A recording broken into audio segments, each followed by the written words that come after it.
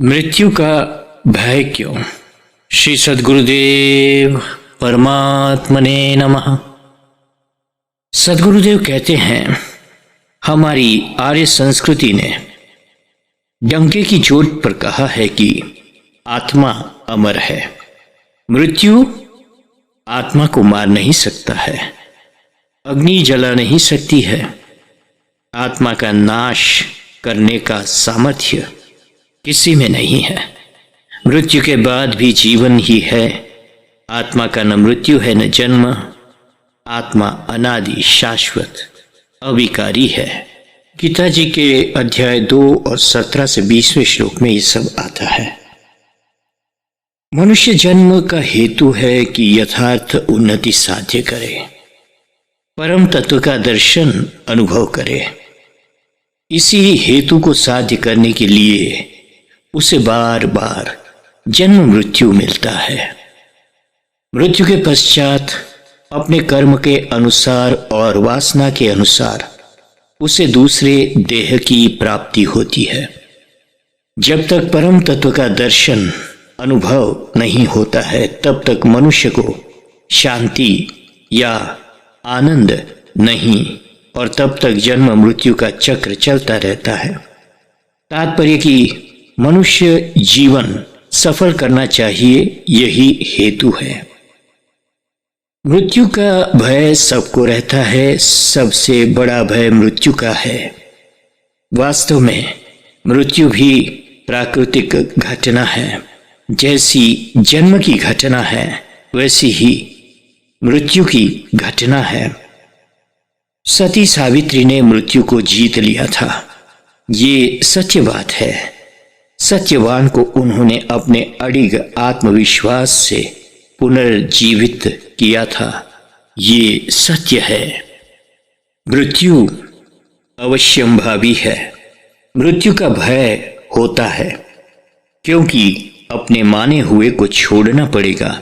ये विचार मनुष्य को दुखी बना देता है और मृत्यु का भय पैदा होकर देता है। मृत्यु का रहस्य क्या है? कठोपनिषद में नचिकेता की कथा है। उनके पिताजी ने यज्ञ संपन्न होने पर ब्राह्मण को दान में वृद्ध व लंगड़ी गायों का दान किया। बालक नचिकेता ने सोचा कि पिताजी के पास और वस्तु सब रही नहीं है, सो ऐसी गाय को दान देते हैं। इसलिए पूछा, पिताजी अब मुझे किसको दान में देते हो? पिताजी ने ऐसे ही बोल दिया, यमराज को। नचिकेता यमराज के यहाँ पहुँचते हैं। 3-4 दिन यमदेव की प्रतीक्षा करते तपस्या की है। यमदेव ने आते ही प्रसन्नता से कहा, क्या चाहिए? तुमने 3 दिन निराहार रहकर तपश्चर्या की है, तो 3 वरदान मांगो। तपश्चर्या पवित्र करती है, मन को अशुद्धि मिटाती है। तब निर्मल मन सो मोहि पावा, मोहि कष्ट छल छिद्र न भावा। मन शुद्ध हो, पवित्र हो, तभी आत्मा का परमात्मा से मिलन हो पाता है। तब मृत्यु जीवन का भेद नहीं रहता।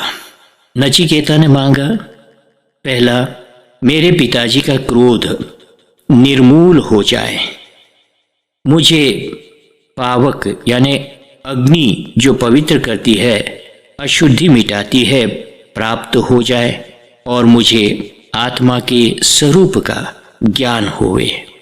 यमदेव तीसरी मांग के सामने स्वर्ग के समान उपभोग संपत्ति आदि दीर्घ आयु लेने को कहते हैं, परंतु नचिकेता अड़ग रहे और किसी प्रलोभन से आकर्षित नहीं हुआ। तब यमदेव ने आत्मज्ञान का ज्ञान दिया। तब यमलोक से नचिकेता पृथ्वी पर पिता के पास आए, पिता के घर आया। जीवन क्या है, मृत्यु क्या है? जन्म होते ही हम मृत्यु की ओर जाते हैं, ये बात हम भूल जाते हैं। जातस्य ही ध्रुवो मृत्यु हो, निश्चित ही है, उसका डर क्यों? जिसे मरना है वह तो स्थूल शरीर का परिवर्तन है। हम होश में आए तब से मृत्यु को देखते हैं।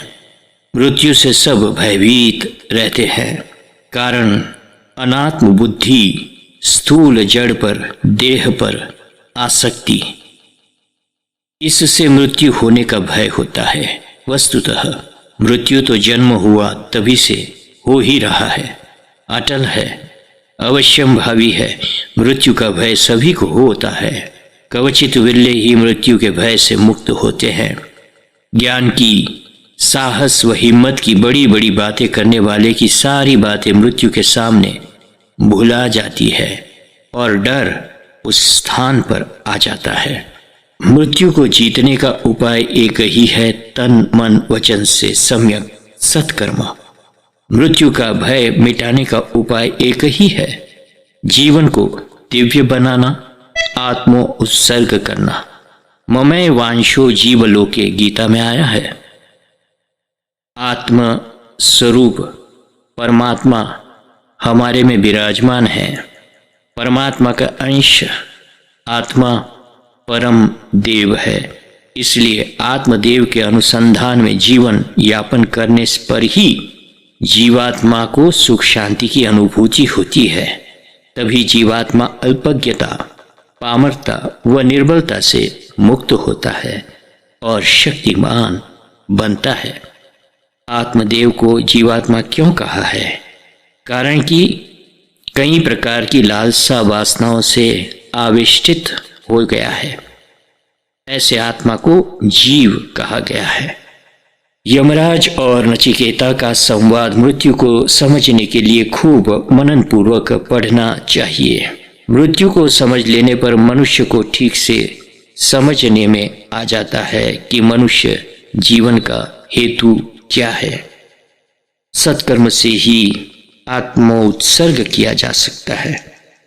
नचिकेता ने यमराज को स्पष्ट कहा है कि जो सुख भोग नश्वर है और जो भोग इंद्रियों की शक्तियों का ह्रास करते हैं, उन भोगों की मुझे लालसा नहीं है।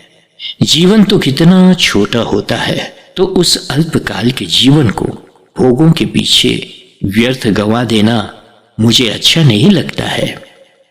ऐसा ही मैत्रेयी ने अपने पति याज्ञवल्क्य को कहा है कि इस स्थूल संपत्ति का बंटवारा मुझे नहीं चाहिए। मुझे तो आपकी नित्य रहने वाली जो दैवी संपत्ति है उसी का हिस्सा दो। जिसको जानने से सब कुछ जाना जा सकता है उसी का ज्ञान दो। स्थूल भोग बुद्धि प्रधान लोग शरीर जीवन को ही सत्य समझते हैं और मोह ममत्व और अहम के स्वार्थी वासनाओं से लिप्त रहते हुए बार बार जन्म मृत्यु का अनुभव लेता रहता है। मोह ममत्व और अहम को लेकर मैं मेरे की वृत्ति अत्यंत पुष्ट हो जाती है और हर समय मरने के समय पर इसी वृत्ति को लेकर ही मनुष्य दुखी होता है कि हाय, अब मुझे मेरा घर, पैसा, पुत्र, परिवार आदि छोड़ना पड़ रहा है। मृत्यु मुझे मेरे परिवार से अलग कर रहा है और इस प्रकार मृत्यु का डर पुष्ट हो जाता है। यह अभिनिवेश कहा गया है। मृत्यु को समझने के लिए सर्वप्रथम यह निश्चय करो कि मृत्यु के बाद जन्म है ही और जन्म के बाद मृत्यु है ही।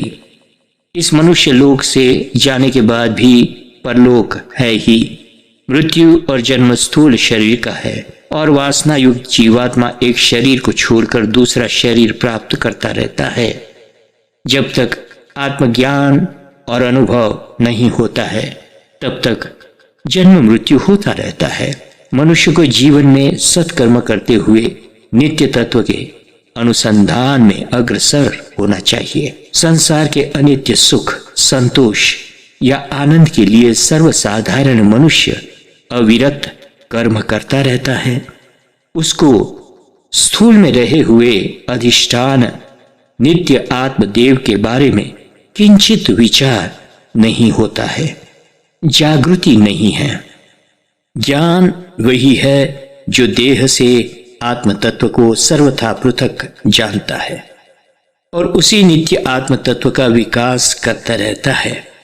देह को लेकर सुख भोग की बुद्धि नहीं रखता है, अपितु आत्मा को लेकर दैवी संपत्ति का सुख प्राप्त करता रहता है।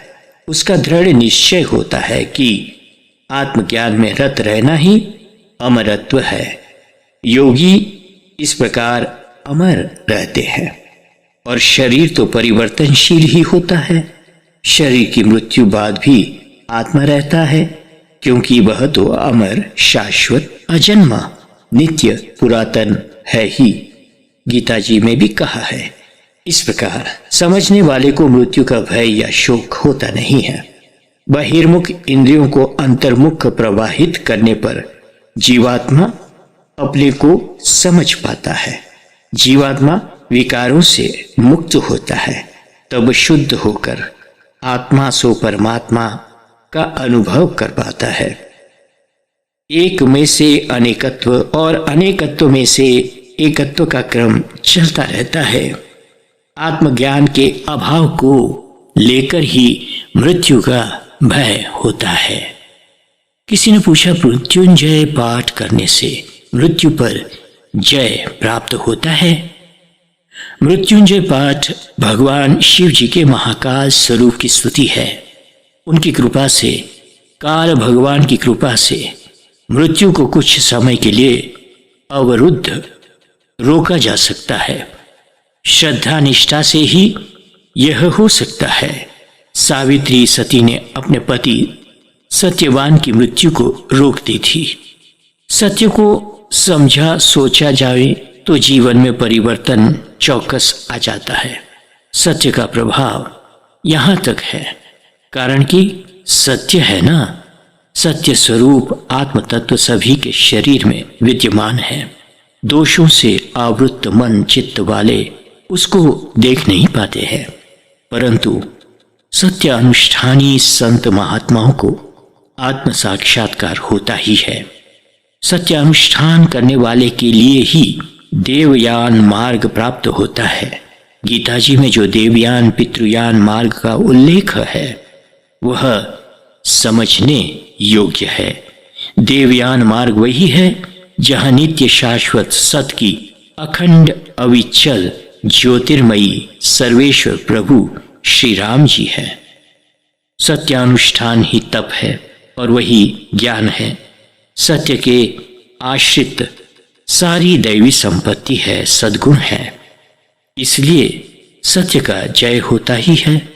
झूठ से जय या सफलता प्राप्त हो जाए तो टिकते नहीं है। ये निश्चय रखना, उन्नत जीवन का ध्येय रखना, दूसरों के अनुकरण करना नहीं, हमको हमारा जीवन कैसा बनाना है। क्या झूठ, अनीति, अशुभ कर्म आदि हमारे ध्येय को अनुरूप है? सोचो और उत्तर प्राप्त करो, फिर कार्य करो। सर्वभूत के प्रति सद्भाव व सदाचार न हो तो मानव जीवन नहीं है, ये पक्का थर्मामीटर है। मृत्यु क्या है? अंत है तो शाश्वत अनादि कौन है? देखो ना, आदि है न अंत है। मृत्यु देखते हो परंतु जन्म देख नहीं पाते हो।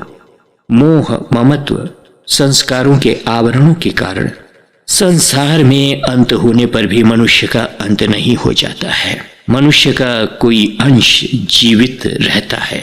स्थूल शरीर से सूक्ष्म शरीर विलग हो जाता है, स्थूल निर्जीव हो जाता है, उसको जला दिया जाता है, पंच महाभूतों में मिल जाता है। जीवात्मा स्थूल शरीर से अपने को मुक्त करना चाहता है, फिर इससे कोई संबंध रहता नहीं है। मृत को जलाते समय अग्नि को प्रार्थना की जाती है कि जीवात्मा को पितृलोक में पहुंचा दो, वहां जीव सुख भोगता है, वह किसी को दुख कष्ट नहीं देते हैं। जय सिया राम, जय सद्गुरुदेव।